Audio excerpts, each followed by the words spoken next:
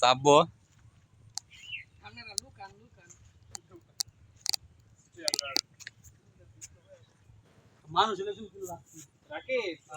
একদম হাওরের মধ্যে একটা গাছ। এই গাছটার নাম কি? জাম গাছ না, এই গাছটা আসলে কেউ সঠিক নাম বলতে পারে না। আমি আছি নরসিংদীর একটা শিবপুর উপজেলার প্রত্যন্ত একটা গ্রামের মধ্যে। এখানকার যে সকল বন্ধু বান্ধব ভাই ব্রাদার আছে এরা গাছে উঠে থাকতে ভালোবাসে। তো এই যে সবাই গাছে উঠে বসে থাকে, চারপাশে হাওর, এই যে শত শত বিঘা জমি, ধানের জমি, একদম চারপাশে ধানের জমি। এরা এসে একদম কোনো কথা নেই গাছে উঠে বসে থাকে। এই যে গাছ,